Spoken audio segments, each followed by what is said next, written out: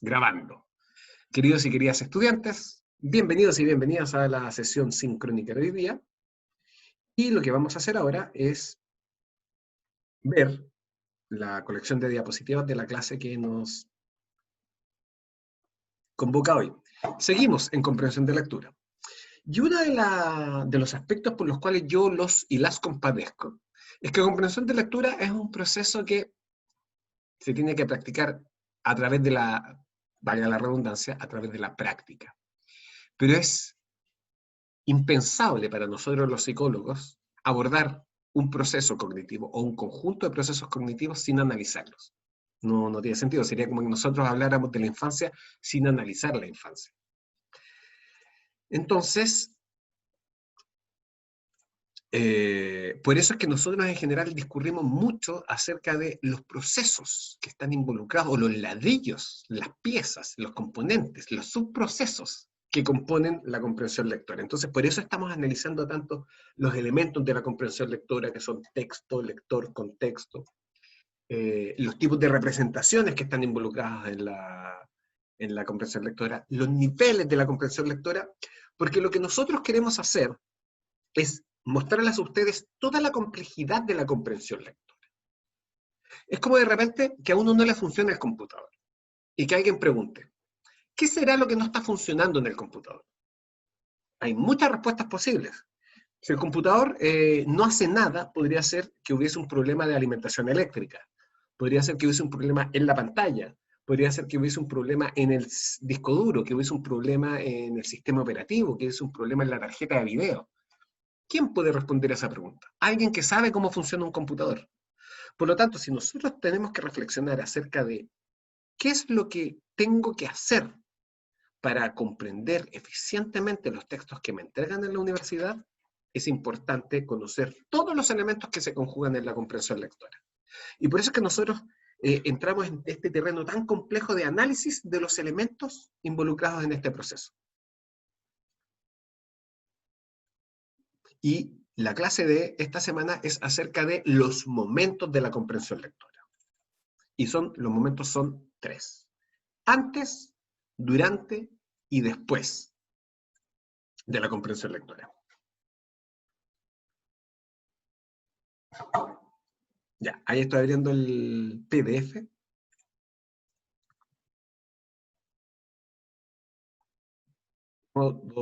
Modo pantalla completa. Listo.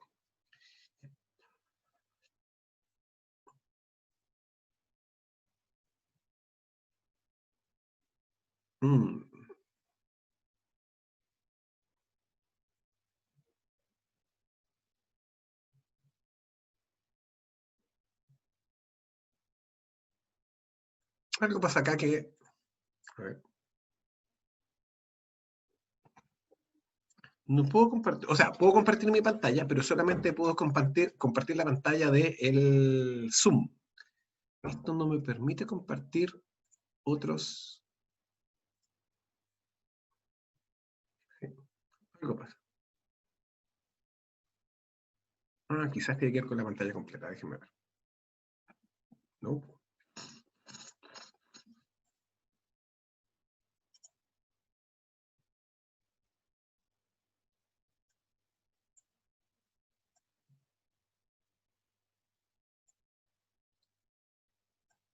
Díganme, ¿se ve el PDF?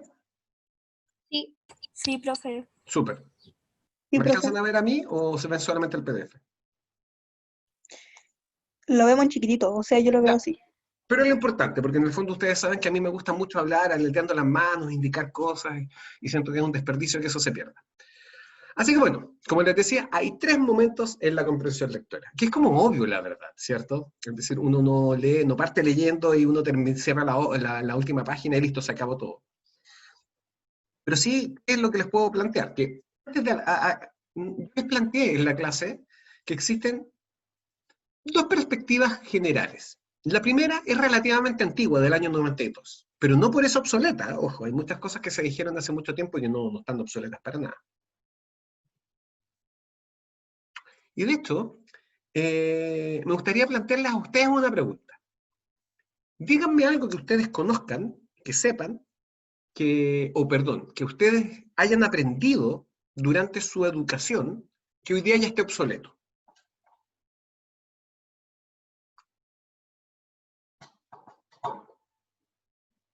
Que es súper importante saber qué ideas se tienen que dejar de lado.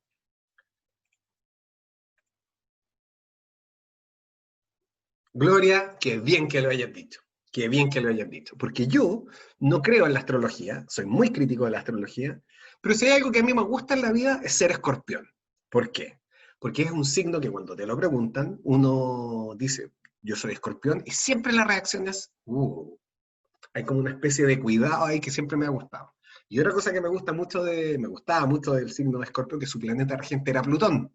Pero llegó la Asociación Astronómica Internacional el 2006 y ¡paf! Me quedé sin planeta regente. Ahora mi planeta regente es un asteroide.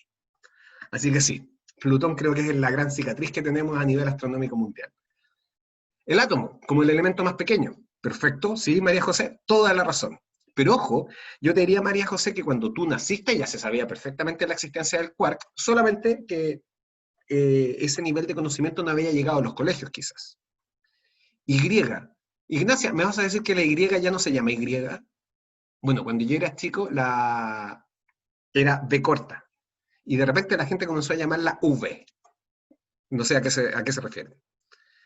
Pamela, ¿y los colores primarios ya no son amarillo, rojo y azul? Hasta donde yo sé, sí. Ah, es por la irrupción de la televisión, si no me equivoco. Porque una cosa son los colores primarios de la pintura y otra cosa son los colores primarios de la luz. Que creo que ahí hay una disputa, o más que una disputa, una incompatibilidad. Sí, María José, es cierto, el huevo tenía colesterol. 5 años después, el huevo ya no, o sea, tenía colesterol, pero era el colesterol bueno. Toda la razón. Y sí, Gloria, parece que eso de los colores primarios como cian, magenta y amarillo son propios de la luz. Ahí tendremos que investigar. Que justamente esos son, como bien dice Pamela, los colores que vienen en la impresora. Que la impresora no trae cartuchos rojo, amarillo y azul, sino que son, claro, son cian, que en el fondo el cian es una especie de celeste eléctrico. El magenta, que es como una especie de color, aquí está medio camino entre el rojo y el violeta, si no me equivoco. Y el amarillo, que el amarillo es confiable. Creo que lo más confiable que tenemos es el amarillo, que está en el limón, está en la llama del huevo, está en todos lados. El amarillo sí que sí. Pero se dan cuenta, un montón de cosas han ido quedando obsoletas. Cuando yo era chico, cuando yo era bien, bien chico, los dinosaurios se habían muerto producto de una enfermedad. Para que sepan cómo fue mi infancia. Y bien, es importante en ese sentido tener presente que todo lo que esté fuera de nuestra experiencia directa depende en gran medida del conocimiento que es construido socialmente. Y es de ese conocimiento nunca vamos a estar completamente seguros, solamente podemos asumir aquello que la comunidad científica internacional plantea.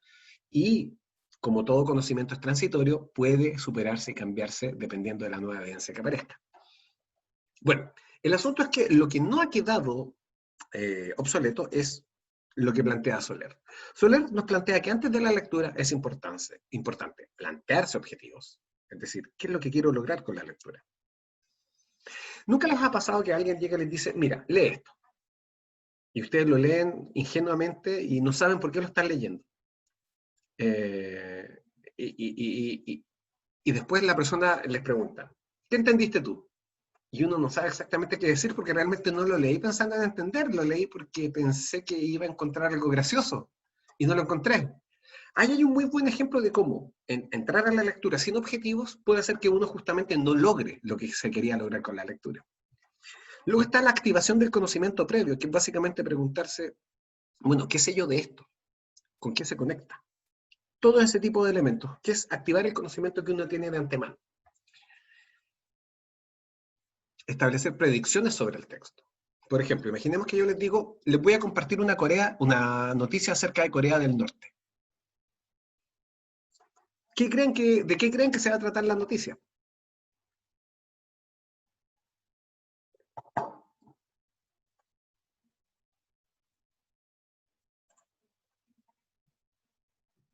De guerra ¿Ya? ¿Podría ser?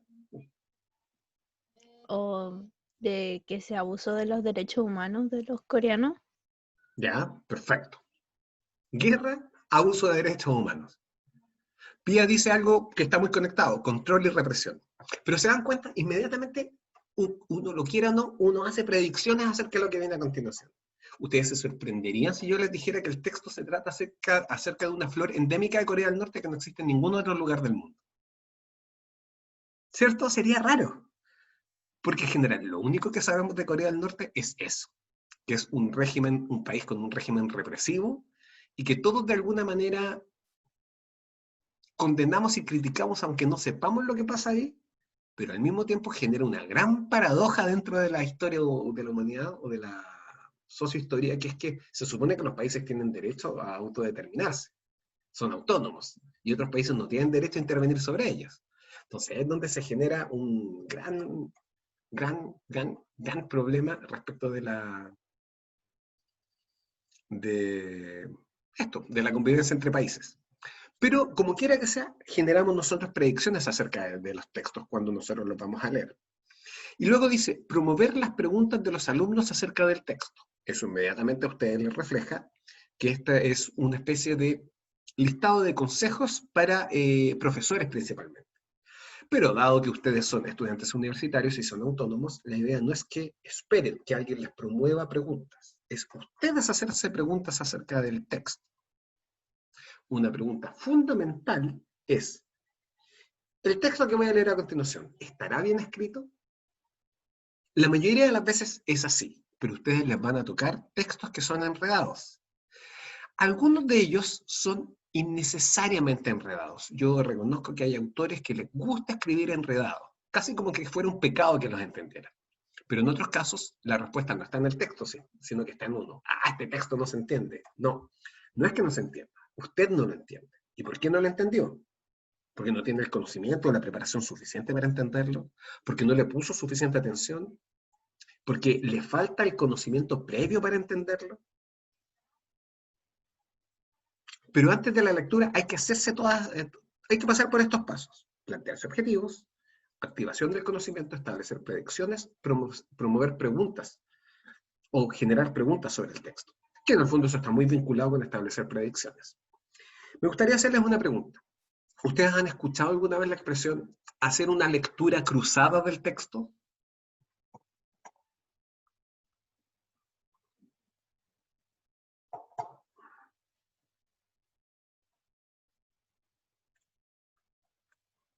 No, no, no. Es una expresión que creo que esa sí que está obsoleta. Un amigo mío, un compañero de la universidad la usaba.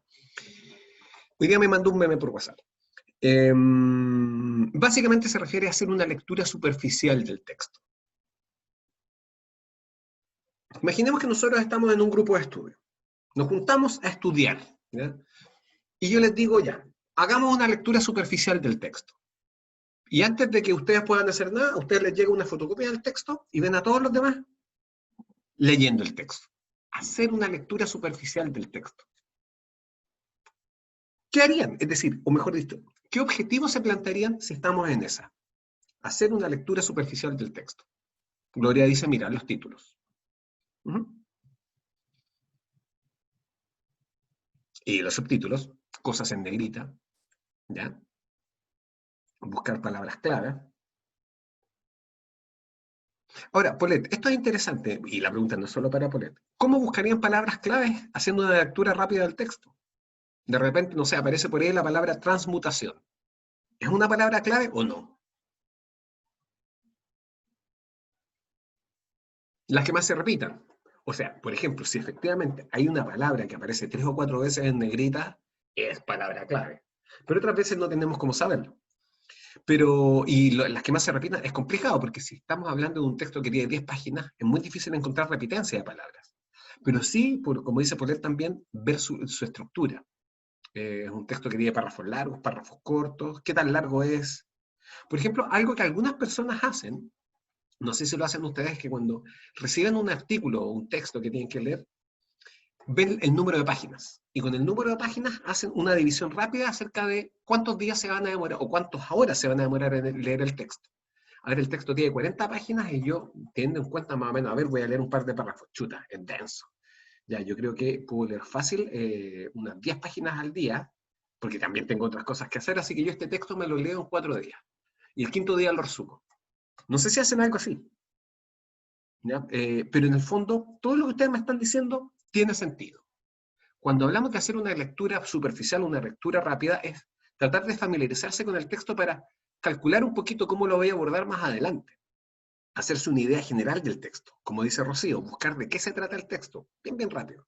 Otra técnica que tienen algunas personas, especialmente con los artículos científicos, es primero leer el abstract y luego las conclusiones, y saltarse todo lo demás, para saber hacia dónde apunta el texto y hacia dónde llega. ¿Ya? Todo ese tipo de estrategias, que pueden ser más formales, más informales, se conectan con estos los objetivos de la lectura. ¿Qué quiero lograr yo con una lectura superficial?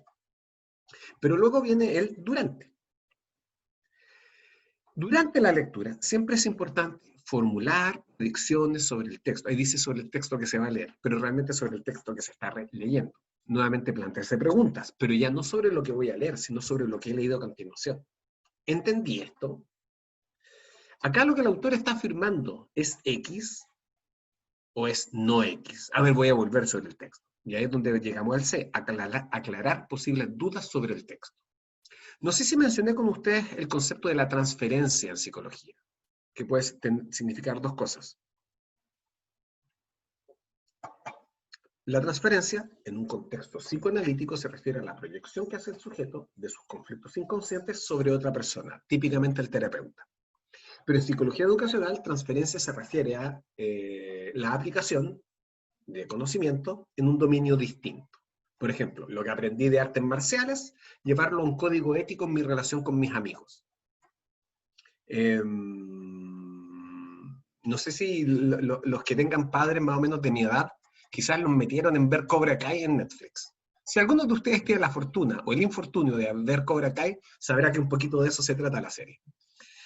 Y esas son las dos acepciones de la transferencia. Y por ejemplo, yo perfectamente me puedo encontrar con la palabra transferencia en el texto y me pregunto, ¿a cuál de los dos contextos se referirá? ¿O a cuál de las dos acepciones se referirá? ¿A la acepción psicoanalítica o a la acepción de psicología educacional? O quizá una tercera. Eso es aclarar dudas sobre el texto y resumir ideas del texto leído. Por ejemplo, terminar un párrafo y repetir brevemente de qué se trataba el párrafo. O anotarlo, mejor aún. Si ustedes pueden, en medida que van leyendo un texto, anotar de qué se trata cada párrafo en una hoja aparte o al margen, ideal. Y después de la lectura, determinar si los objetivos de la lectura se cumplieron o no. Formular y responder interrogantes de acuerdo con los niveles de comprensión. Por ejemplo, algo que yo hice alguna vez fue en un manual, es decir, estos textos que están diseñados especialmente para estudiar una carrera o abordar una disciplina. Al final de cada capítulo aparecen preguntas orientadoras, ¿cierto? Y uno debería ser capaz de responder todas las preguntas, y a veces uno se da cuenta de lo poco que retuvo por el hecho de que uno no puede responder ninguna pregunta. Por ejemplo, ¿cuáles son las 3 ideas principales o cuáles son las 3 vertientes principales de este tipo de psicología? Chuta, y uno no se da ni cuenta.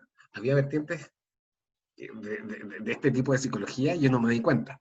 Eso a uno le hace notar con qué poca atención o con qué poca retención uno leyó un libro o un capítulo. Luego, establecer conexiones y relaciones. Ah, esto quizás se conecta con esto otro. Ya, la acepción de transferencia no es ni la de psicología educacional ni la del psicoanálisis, pero es una acepción nueva, pero se parece a estas otras dos en este elemento clave. Eso es establecer, un ejemplo de establecer conexiones y relaciones. Realizar inferencias, ¿cierto? Que es un poco en lo que estamos en esta guía que ustedes tuvieron que responder hasta el día de ayer. ¿Todos hicieron la guía? Espero que sí. Valorar el texto leído, que básicamente es decir, ¿era un buen texto o era un mal texto? Yo todavía me acuerdo que yo tenía un compañero en la universidad que sí, se tituló y todo, está trabajando en Santiago, que siempre criticaba todos los textos. Para él todos los textos eran enredados, estaban mal escritos, planteaban ideas que eran erróneas. Era hipercrítico. ¿Y a qué me refiero con hipercrítico? La persona hipercrítica es la que lo critica todo. Todo está mal, todo es malo, yo soy el único que tiene la razón. Y esa creo que es una postura ante la vida que es un poquito compleja. Pero bueno, si le resulta a ellos, bien. Cuando hablamos de valorar el texto, nos referimos a hacer una valoración que sea objetiva. Y ahí podemos entrar en un debate enorme respecto de la objetividad. Husserl, famoso filósofo alemán, y cuando digo famoso sé que estoy siendo un poquito generoso, planteaba, creo que todos los apellidos hay que escribirlos, así que Husserl. Planteaba un concepto que era el de la objetividad entre paréntesis. Básicamente planteaba que la objetividad completa era imposible, porque nosotros somos seres cognoscentes en base a cómo estamos construidos. Ustedes han escuchado alguna vez que los colores no existen, ¿cierto? Yo todavía me acuerdo que yo tenía un debate con mi padre al respecto cuando entré a estudiar psicología, que él me decía, a mí me han dicho que los colores no existen, y yo no lo creo porque yo los colores los veo. Que me digan que los colores no existen es como que me dijeran que esa piedra no existe. Yo sé que si yo muero la piedra va a seguir existiendo, y si yo muero los colores van a seguir existiendo. Pero entonces les planteo a ustedes la pregunta, ¿existen los colores?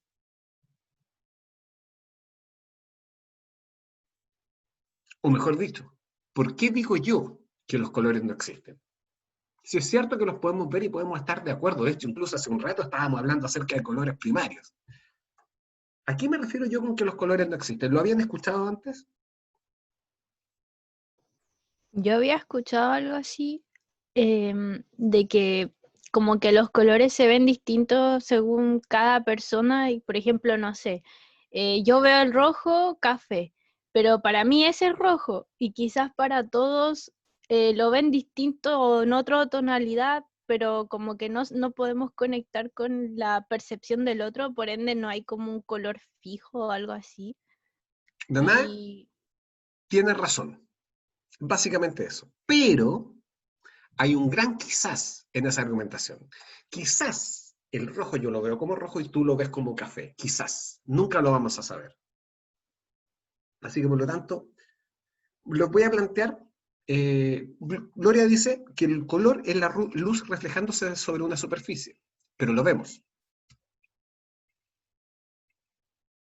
Voy a dejar una pregunta rebotando. Si un árbol cae en mitad del bosque y nadie está ahí para escucharlo, el árbol al caer, ¿hace ruido? Ya, les voy a dejar la pregunta abierta. Esperen un poco, voy y vuelvo.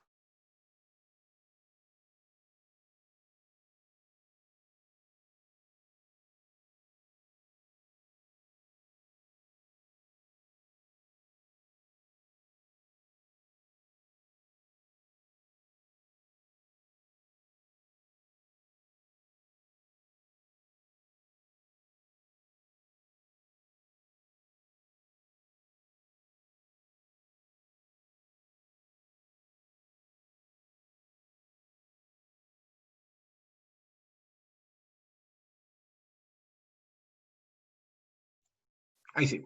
Chicos y chicas, damas y caballeros, yo sé que esto es altamente irregular, pero ustedes saben cómo es la vida en confinamiento, y me acaba de llegar un pedido, ¿ya?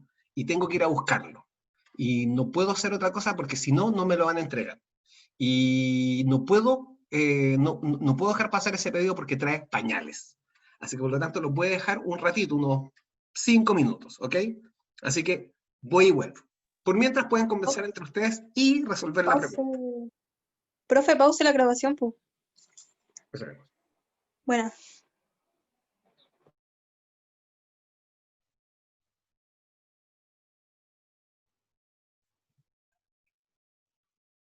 Y bueno, lo importante es la objetividad entre paréntesis. Y cuando hablamos de la apreciación, especialmente la apreciación musical, hay un autor que creo que todos ustedes deberían conocer, que es John Cage. Es un autor de música experimental que en los años 60 aproximadamente comenzó a hacer famoso una construcción musical en donde él planteaba básicamente que el germen natural de la música obviamente es el sonido. Y él consideraba que ciertos sonidos intercalados de manera matemática podían ser considerados música. Es decir, él era parte de todo un movimiento que buscaba probar los límites de las definiciones. Durante la primera mitad del siglo XX, el arte jugó mucho con las definiciones. Entonces, si nosotros definimos como música un sonido o sea, una colección de sonidos que producen placer, él dijo ya, llevémoslo a lo básico. ¿Le puedo pedir por favor que busquen videos de John Cage haciendo música en la televisión de Estados Unidos en los años 50, en los años 60, y puede llegar a ser irrisorio? Pero lo que voy con esto es que incluso cuando se trata de definir qué es lo que es un fenómeno, la objetividad también es difícil. Pero lo importante es que es necesario formarse una opinión respecto al texto. ¿Qué te pareció el texto que leíste? Ah, no sé, no pesqué, no caché. No puede ser una respuesta de un estudiante universitario. Hay que tomar postura respecto a las cosas, si bien las posturas no tienen por qué ser inmediatas. Y por otro lado, en gran medida yo creo que quizás lo que uno requiere para poder tomar una postura respecto del texto es poder comprenderlo, asimilarlo. Y para asimilarlo necesitamos parafrasear, resumir. Y creo que en la clase asincrónica yo planteé, ¿qué significa parafrasear? Que es básicamente resumir con palabras propias, y que eso es fundamental. Explicarse las cosas con el lenguaje que uno maneja, ya sea que implique metáforas animales, garabatos, es el fuero interno. Ustedes decían cómo se lo explican a ustedes mismos, y lo importante es que lleguen al sentido original que tiene ese texto. Y obviamente una vez que nosotros parafraseamos vamos a tener también que organizar la información a través de esquemas, mapas conceptuales, etcétera, etcétera, etcétera. La mayoría de las personas hacen resúmenes, que son organizaciones lineales. Es absolutamente válido. Cuando yo estudiaba hacía resúmenes. El resumen para mí es fundamental. Otras personas se manejan con los mapas conceptuales. Depende de cada uno de ustedes. Pero si se dan cuenta, hay 3 momentos para la lectura. Antes, durante y después. Y como yo les decía en la clase, esto puede ser perfectamente puede ser decepcionante para algunas personas porque me pueden decir, pero Alejandro, esto es algo que se dijo hace casi 30 años. ¿No se ha dicho nada nuevo al respecto? Sí, pero no cambia mucho la cosa. Si en el fondo cuando hablamos de comprensión lectora, es poco lo nuevo que se sabe más allá de lo que nos enseña la neuropsicología. Después venía este ejercicio, ¿cierto? En donde básicamente la idea era tener a prueba nuestra capacidad de responder las preguntas que se nos hacían y particularmente diferenciar los niveles literal, del inferencial y del crítico, ¿ya? Y a eso apuntaba la guía número 1. En el fondo, este era un pequeño precalentamiento para la guía número 1. Ahora, les hago yo la pregunta. ¿Cuál de las preguntas de la 1 a la 5 son preguntas literales?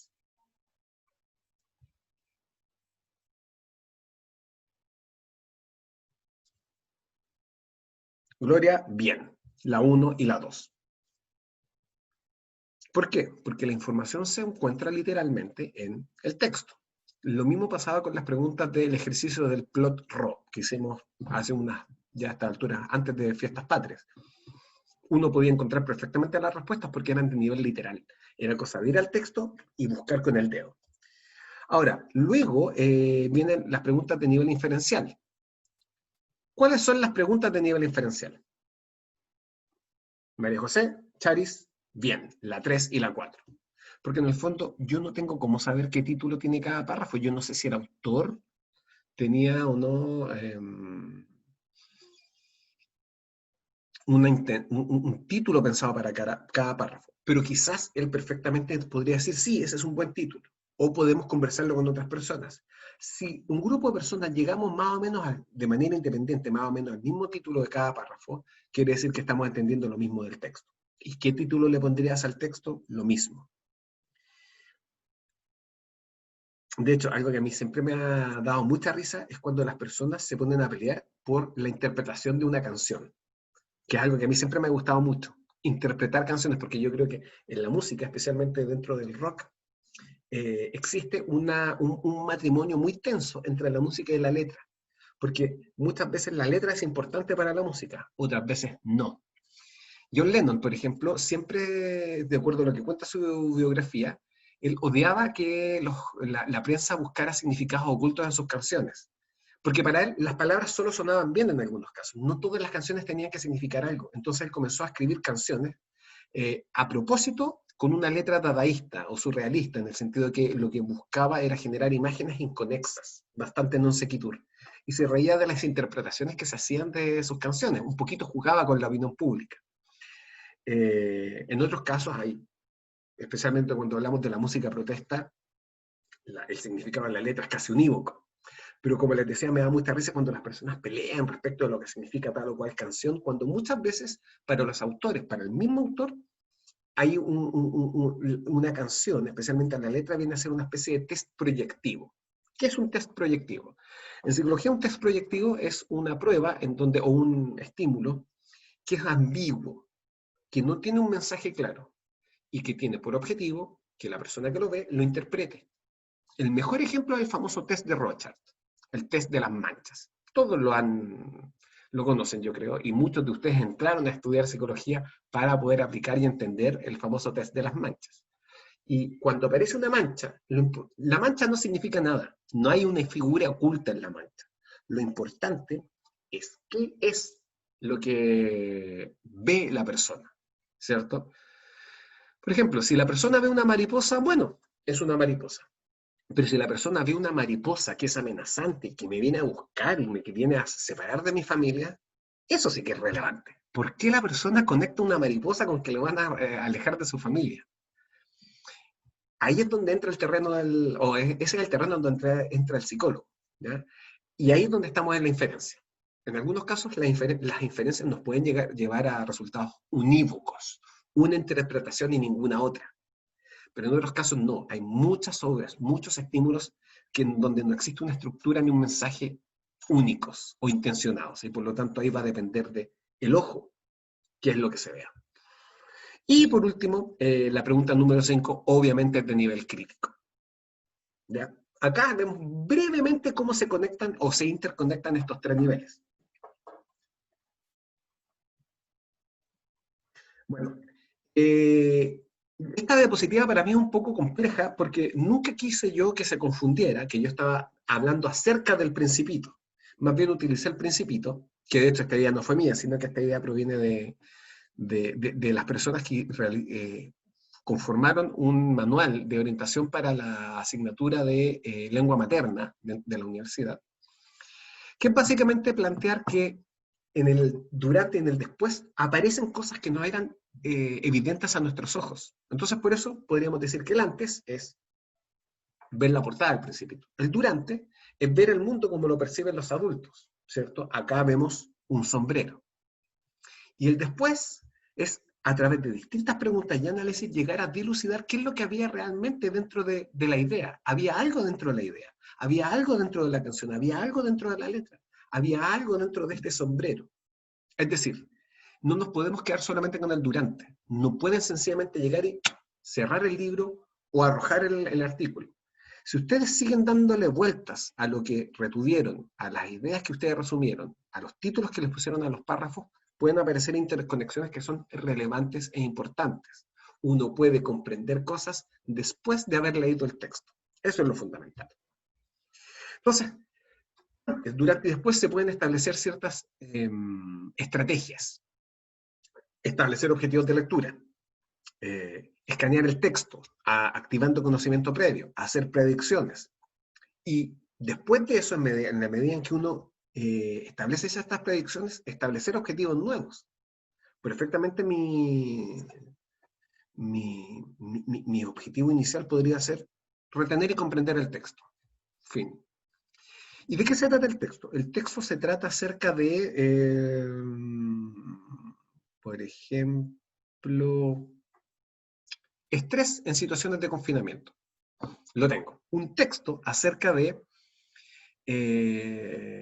efectos del confinamiento en animales. ¿Conocen la expresión parece león enjaulado? ¿Por qué? ¿De dónde sale esa expresión? ¿Cómo se comportan los leones cuando están enjaulados?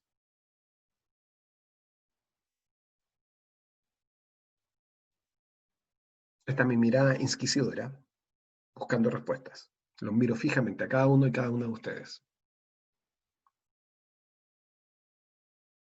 María José, sí y no. Caminan por toda la jaula.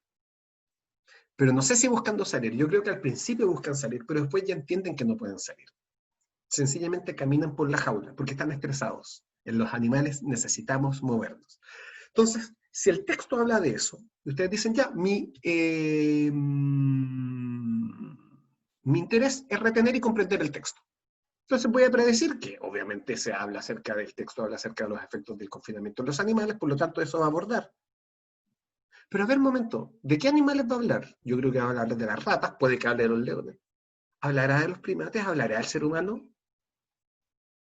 Y quizás el texto hace paralelos con el ser humano. Y si no, voy a estar buscando todo el rato de qué manera lo que dice el texto se puede aplicar a los seres humanos en una situación de confinamiento que estamos viviendo ahora. Voy a establecer como objetivo, este diálogo no tiene por qué ser tan explícito ni tan detallado, voy a establecer como objetivo hacer paralelos de lo que diga el texto con la situación actual que está viviendo el mundo a nivel mundial, el mundo mundial. Ahí, por ejemplo, tenemos un ejemplo de cómo se vuelven a establecer objetivos de lectura y se ejecutan nuevas acciones. En este caso, no es tan necesario, pero puede ser un interés de ustedes como lectores o lectoras. Bueno, este ejemplo que yo les puse con el texto es un noviciado que yo pagué producto de haber sido impulsivo con la compra. O sea, como les decía en la clase, el texto, el libro me lo iba a comprar igual, pero yo entré con expectativas muy distintas al leer el texto. Además que me esperaba un vuelo como de 13 horas por delante, así que por lo tanto necesitaba una buena compañía. Y claro, la compañía no fue tan terrible, es decir, pero sí yo esperaba otra cosa, porque el libro no me actualizó respecto a algo nuevo, por el contrario, estaba leyendo ideas que tenían ya como un siglo, pero que igual eran ideas interesantes y especulantes. De hecho, en la portada, no sé qué les pareció la portada del libro, que la portada es también súper complicada porque ¿qué es lo que se ve en la portada de este libro?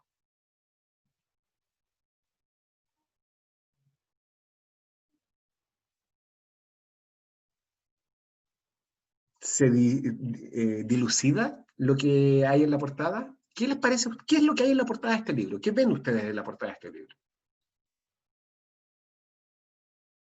Ya, Dana, un parásito, efectivamente es un parásito, pero ¿qué parásito? Yes, una garrapata. El libro aborda, especula respecto de cómo experimentan el mundo distintos animales. Obviamente el murciélago, el perro, pero parte con animales mucho más simples y dedica todo un acápite a cómo experimenta el mundo una garrapata. De hecho, hay un artículo también que es muy interesante de Ernest Nagel que se llama ¿Cómo sería ser un murciélago? Justamente se plantea eso, ¿cierto? Si nosotros experimentamos el mundo dependiendo de cómo estamos construidos, entonces nuestro mundo cambiaría si nosotros pudiéramos entrar en el reino de en el cuerpo de un murciélago. Y es un terreno especulativo que es muy interesante. Algunos lo critican mucho porque dicen esa especulación no tiene sentido, no sirve de nada. Pero otros creemos que sí, que la especulación nos lleva a plantear ideas que guían la investigación. Y como les decía, este libro tiene todo un capítulo acerca de cómo experimenta el mundo una garrapata. Entonces, imagínense, es un viaje que es un poquito desagradable, porque es como, imagínense si usted fuera una garrapata. Por lo tanto, no fue una mala lectura, pero nuevamente no me preocupé de contextualizarme lo suficiente. No me hice las preguntas necesarias para leer primero antes de comprar. Pero bueno, por ahí lo tengo, ya lo leí, lo leería de nuevo. Profe, Dígame. lo que es que me acordé de un relato que una vez leímos, creo que, no sé si lo leí en clase en el colegio o en un de ensayo PSU, Ujú. de que había acerca de la perspectiva de cómo lo ven distintos seres, había una historia de un señor que como que hablaba que él estaba harto de su esposa, Ya, que lo tenía aburrido, que no sé qué, pero en el sueño como que intercambió cuerpos con una pulga y empezó ya. a ver a su esposa desde la visión de la pulga y vio como que encontró como otras perspectivas así de ella. O sea, todos sabemos que existen dos tipos de personas, los que se pegan pulgas y los que no. Yo creo que los que son víctimas de las pulgas son sabrosos para las pulgas, así que si la esposa de este sujeto era atractiva para la pulga, yo creo que él se puede haber reenamorado de su esposa.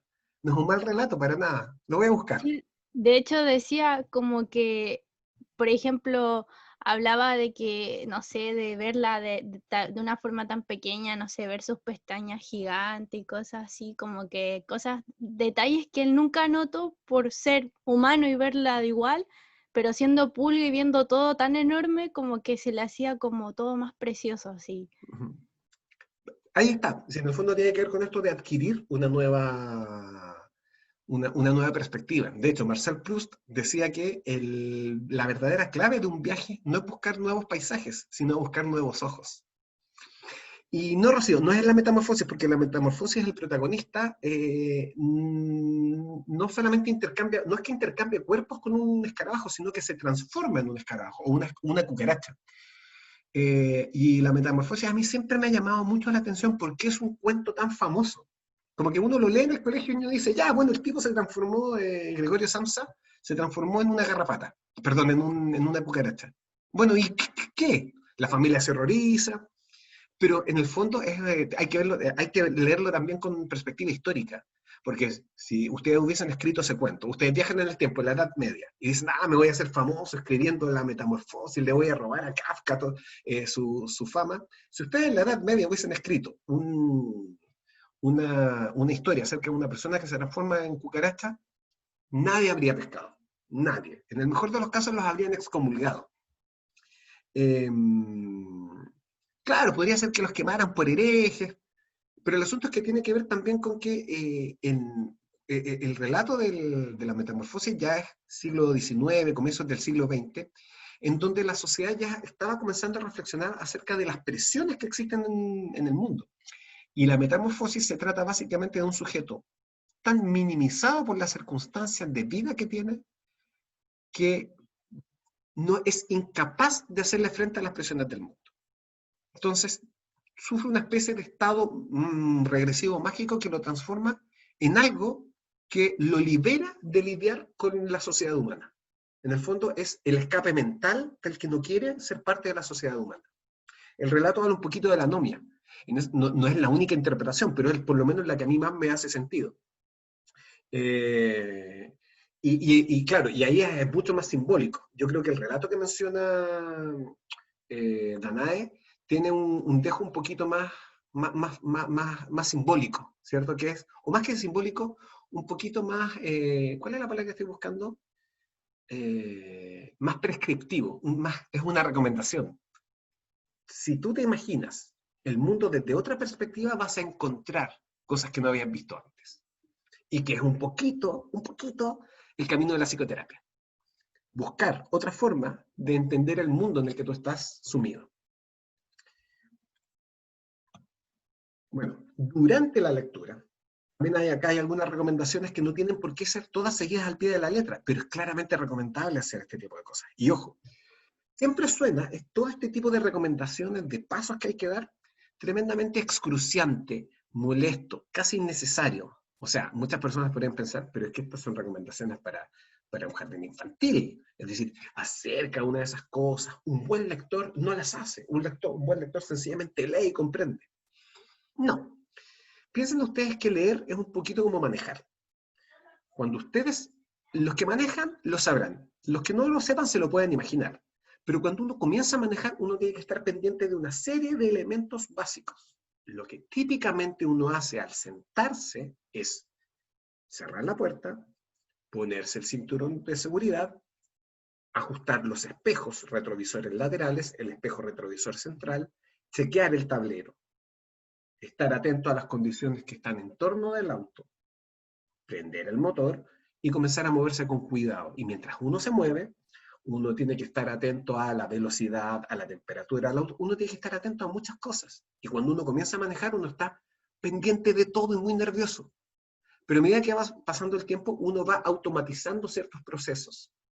Al final, uno ejecuta todos esos pasos, pero no se da cuenta de que los ejecuta. Y acá es algo muy similar. Elaborar y probar inferencias de diferente tipo.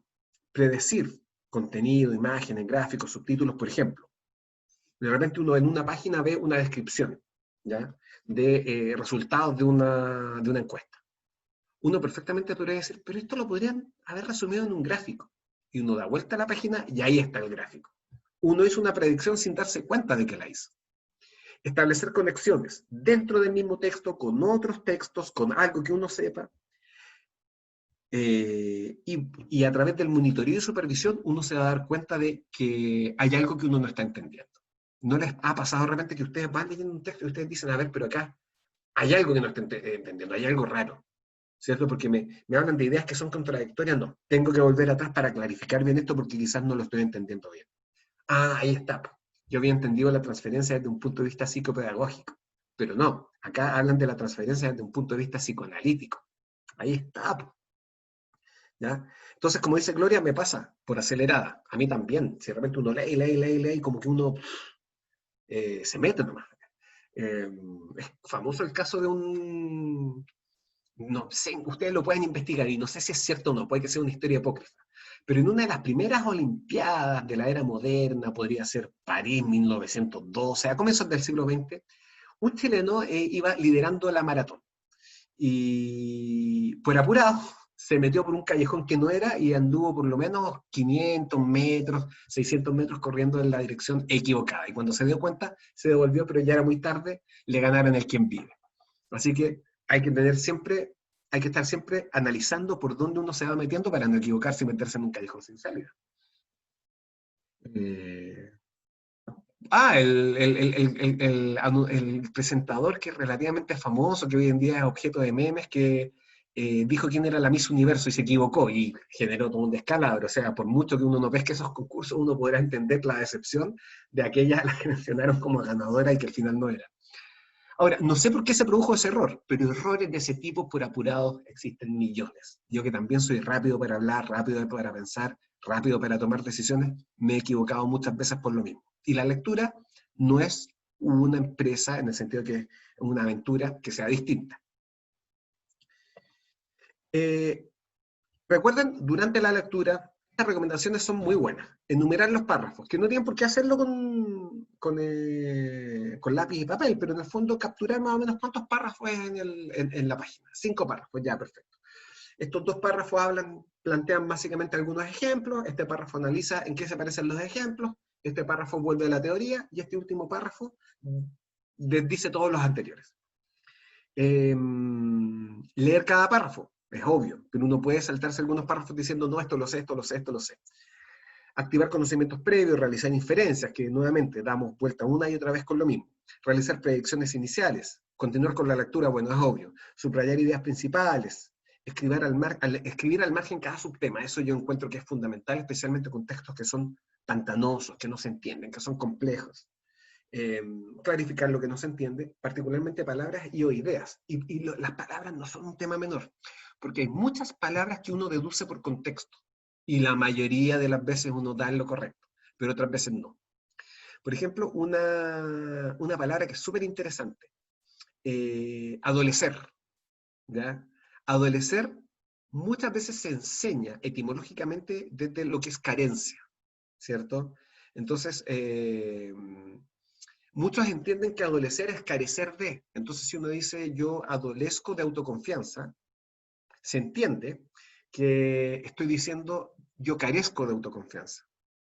Pero no, adolecer significa sufrir. Entonces, si yo digo yo adolezco de autoconfianza, estoy diciendo yo sufro de autoconfianza. Es ambiguo. La expresión correcta debería ser yo adolezco de falta de autoconfianza. En el fondo, se refiere a la carencia, pero no trae la idea implícita. Y eso es solo un ejemplo. Hay muchas palabras, especialmente en psicología, que uno puede intuir y deducir por contexto, pero hay pequeñas particularidades y precisiones que se escapan de ahí. Y monitorear constantemente la lectura. Están las estrategias para el después. Determinar si los objetivos se cumplieron, hacerse preguntas y responderlas. ¿De qué se trataba el texto? ¿Cuáles eran los elementos principales del texto? ¿Se planteaba alguna hipótesis? Sí. ¿Se planteaba alguna objeción a la hipótesis? Sí. ¿Cuál era? Y la objeción, ¿es atendible o no es atendible? Todas esas preguntas son importantes. Y ahí es donde en el fondo uno se puede crear su propia guía de lectura, es decir, ya, ficha del texto. Nuevamente, no tiene por qué ser tan explícito, pero el comienzo sí. Mientras más detallados y procedimentales sean ustedes, mejor, porque eso les va a permitir luego ir automatizando formas de hacer las cosas. Es como aprender a manejar. Inferir, valorar, parafrasear. Ahí me salió un zafrada. Parafrasear. Establecer conexiones. Organizar la información. Si se dan cuenta, lo que hace el manual de lengua materna de la universidad es ahora, el año 2000, que es del 2018, retomar las ideas de Soler del 92. Es decir, son ideas de hace 30 años, pero que no están obsoletas. Por el contrario, son un buen setting de recomendaciones para qué hacer antes, durante y después de la lectura.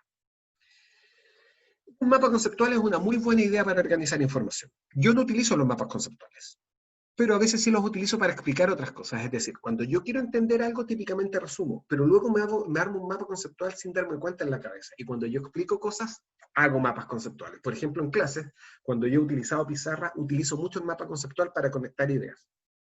Así que depende de ustedes qué tipo de organizador de información utilizan, ¿ya? Pero eso respecto del antes, durante y después de la lectura. Ahora lo que va a venir es que el día viernes nosotros vamos a publicar la guía de lectura número 2 a estas alturas, en donde justamente les hacemos esas preguntas. Es decir, o mejor dicho, les vamos a someter a un ejercicio de antes, durante y después de la lectura. ¿Ya? No sé si hay alguna pregunta o alguna duda respecto de la clase asincrónica o de la sesión de hoy día.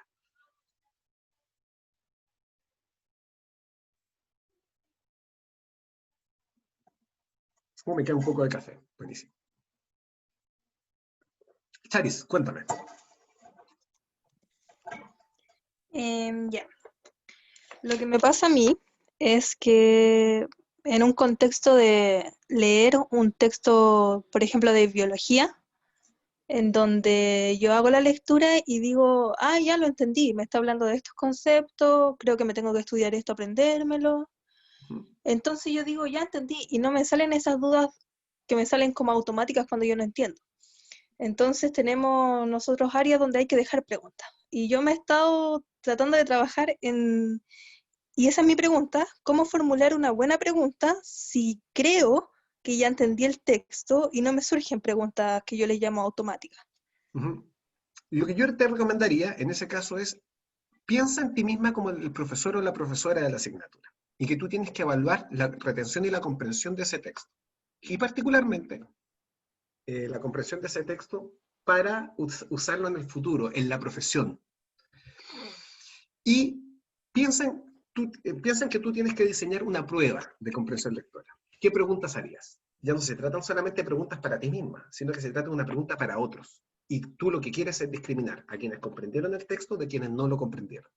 Y esas preguntas típicamente son las que hacen esa diferencia.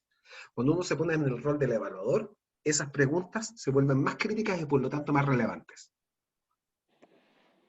Esa es una técnica que yo siempre utilicé al estudiar, anticiparme a las preguntas de prueba. Yo muchas veces leía y decía, esto lo van a preguntar.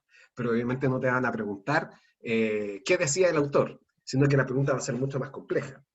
Esta situación social, ¿ya? El suicidio, el infanticidio, la depresión, ¿cómo se entenderían desde esta teoría?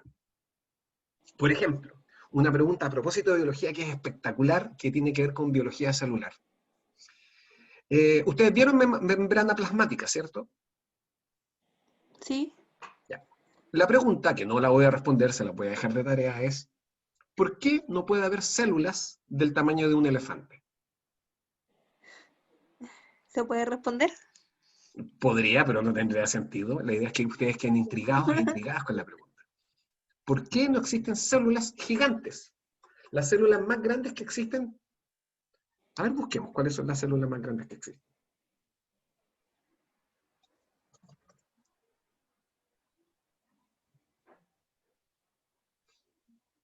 No, la célula más grande no es el huevo de avestruz.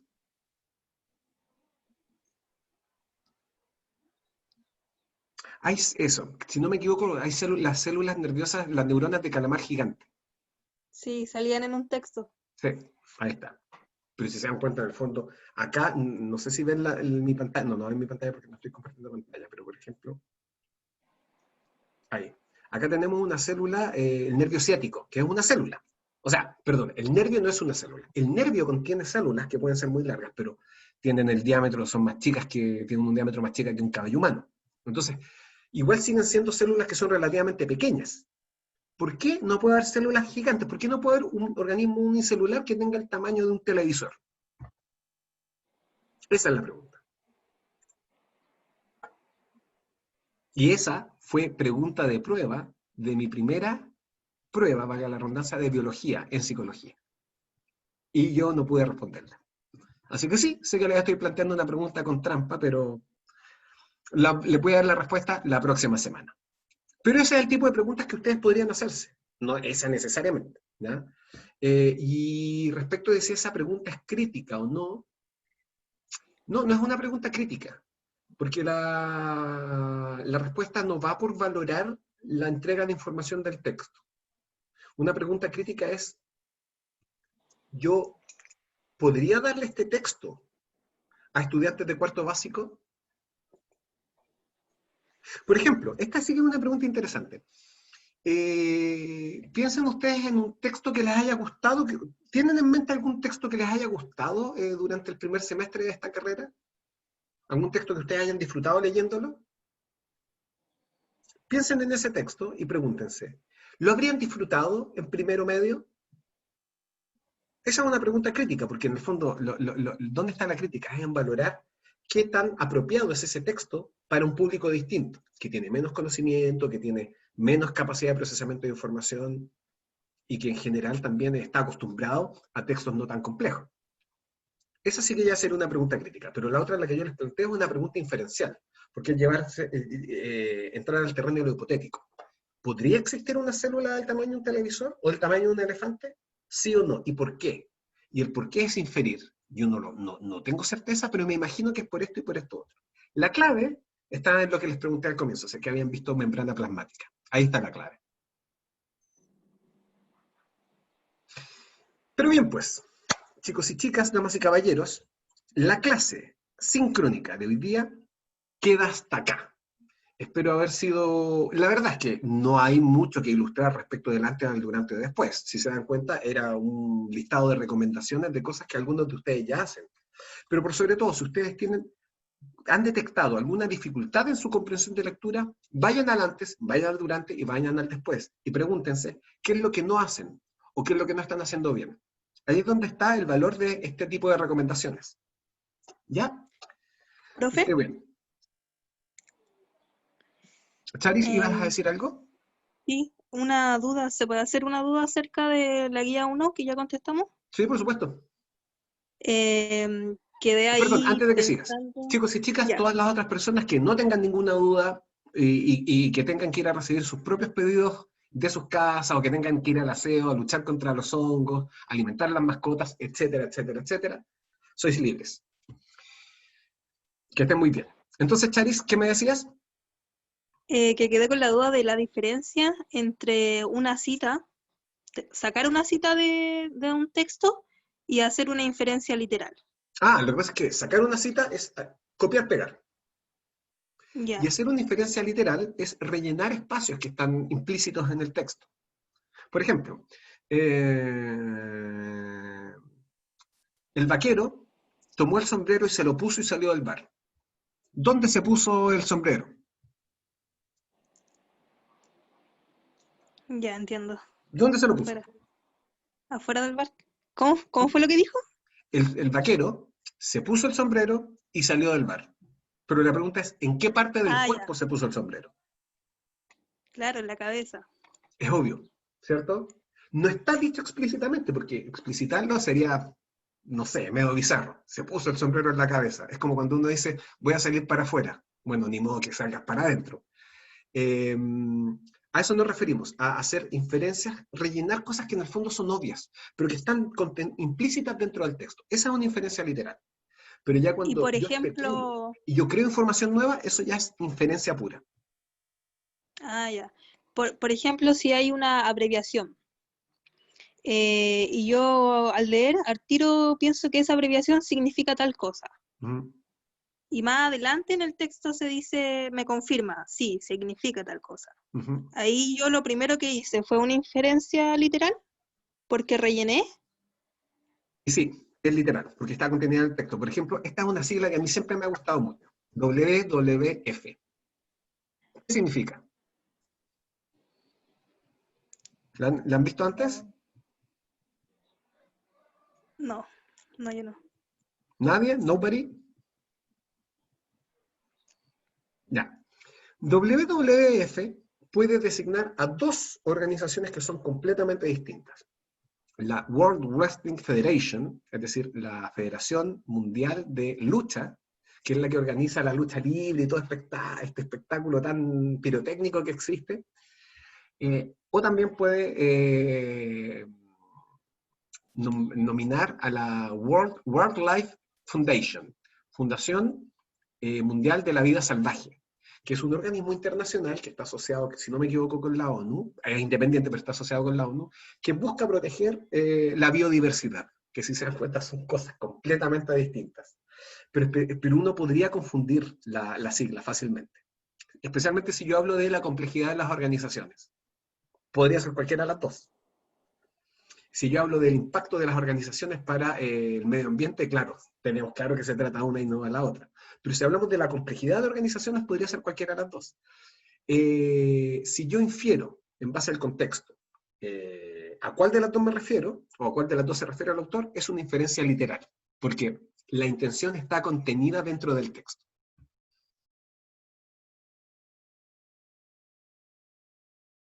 En cambio, por ejemplo, si yo infiero cuándo nace la World Wildlife Federation, eso ya es una inferencia, es muy especulativa. ¿Ya? De hecho, si me piden que yo especule cuándo nació, lo podemos chequear ahora mismo, yo diría que nació en 1948. Voy a chequear.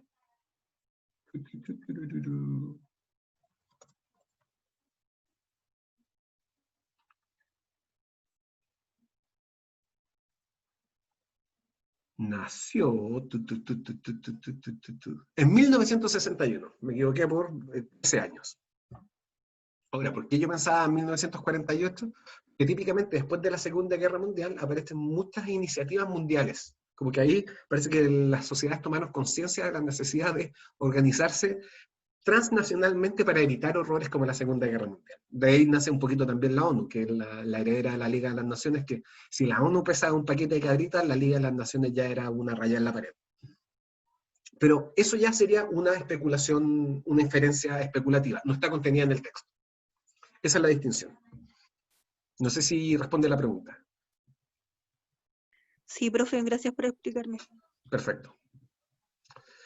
Así que bien, pues, Catalina, María José, Montserrat, Danae, Romina, Pamela, Charis, ha sido como siempre un gusto y nos estamos viendo eventualmente la próxima semana. Buen día, profe. Chaito. Buen día para ustedes también, que estén súper.